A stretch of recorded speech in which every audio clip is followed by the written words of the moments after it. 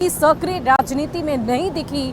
महज 2 महीने में उस नेता ने 58 रैलियां की और रैलियों में अपने पति और सरकार की उपलब्धियां गिनाती रही और लोग तालियां बजाते रहे।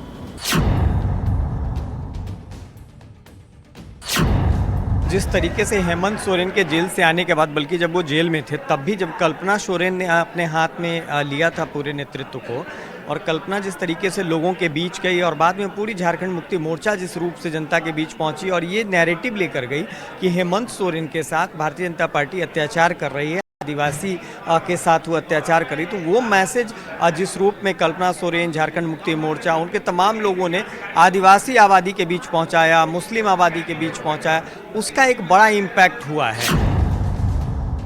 जमीन पर जबरन कब्जे के आरोप में हेमंत सोरेन को करीब 5 महीने उस बिरसा मुंडा सेंट्रल जेल में रहना पड़ा, जिस बिरसा मुंडा के नाम पर वो अब तक राजनीति करते आए हैं। सुप्रीम कोर्ट से राहत मिलने के बाद हेमंत सोरेन जेल से बाहर आए, पर उनके हाथ खाली नहीं थे, मानो वोटों की सौगात उनके पास थी। जनता के बीच झारखंड मुक्ति मोर्चा ये बताने में कामयाब रही कि आदिवासी नेता को जानबूझकर परेशान किया गया। जनता की सहानुभूति हेमंत के लिए बड़ी काम आई।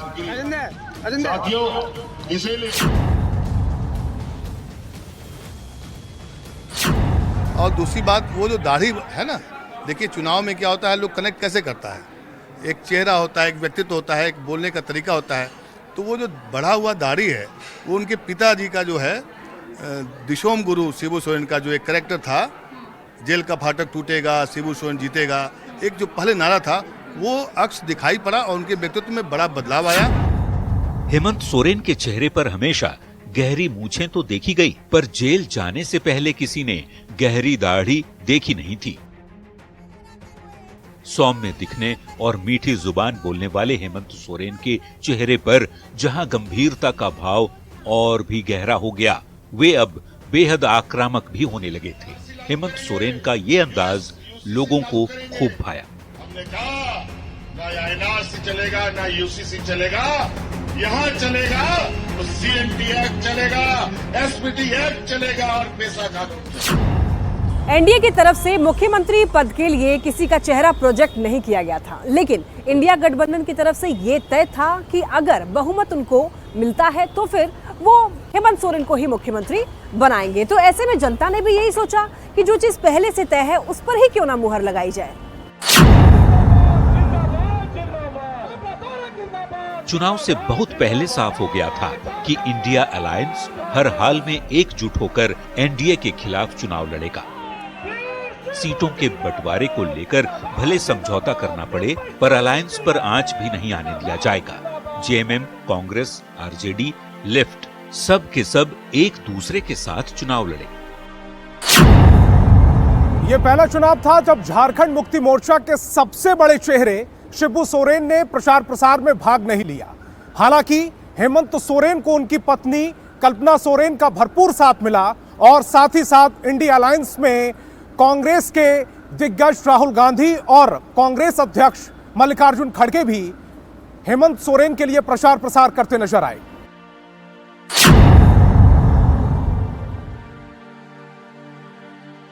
इंडिया अलायंस ने स्थानीय नीति, सरना धर्म कोड और ओबीसी आरक्षण का मुद्दा जोर शोर से उठाया। गठबंधन के सभी नेता, खासकर जेएमएम, इन मुद्दों को बार बार उठाता रहा। झारखंड में असली और बाहरी आदिवासी पहचान, इन सभी मुद्दों को बड़ा बनाया गया।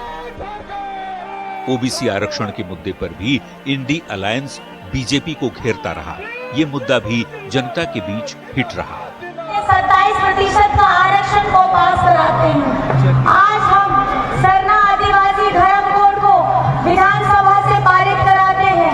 हमारे 1932 का स्थानीय नीति हम विधानसभा से पारित कराते हैं, लेकिन केंद्र में जाके ये केंद्र में बैठे लोग उस फाइल को दबा करके बैठ जाते हैं।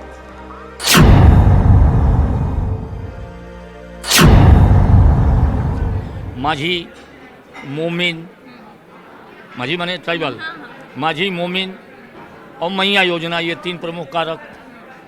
महतो एक था जो उससे टूटता था, तो महतो को बांटने वाले एक तो एक कैंडिडेट वहाँ जो है हर सीट पर लड़ा ही रहे थे, उनको भी चुनाव लड़ना था, तो वहाँ से बाकी जो वोट पड़ा वो बीजेपी को गया, तो 20-25-30 सीट के अंदर उनको निपट जाना था, वही लटाया है।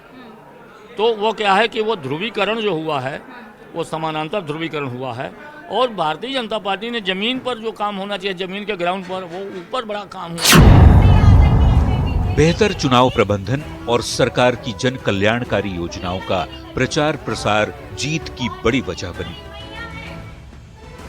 चुनाव के ऐलान से पहले ही जेएमएम की तरफ से लगातार सभाओं के जरिए जन कल्याणकारी योजनाओं का प्रचार किया जा रहा था, और चुनाव प्रचार के दौरान भी इंडी अलायंस ने मैया सम्मान, फूलो झानो, अबुआ आवास जैसी सरकारी योजनाओं का जमकर प्रचार किया।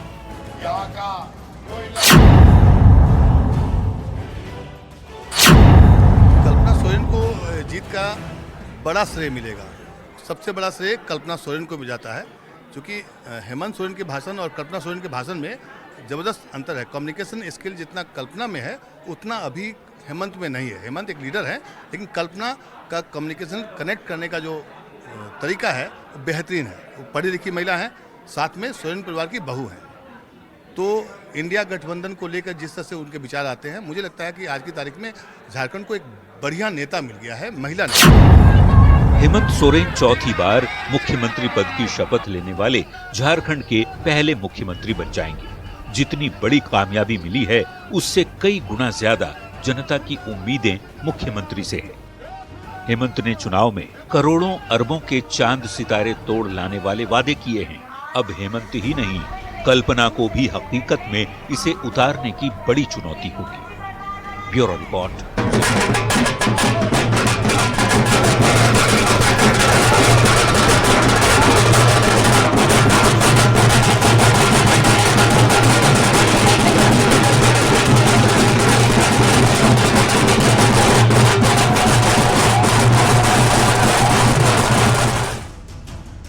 तो हमारी खास रिपोर्ट में फिलहाल इतना ही। आप देखते रहिए न्यूज़ 18 बिहार झारखंड।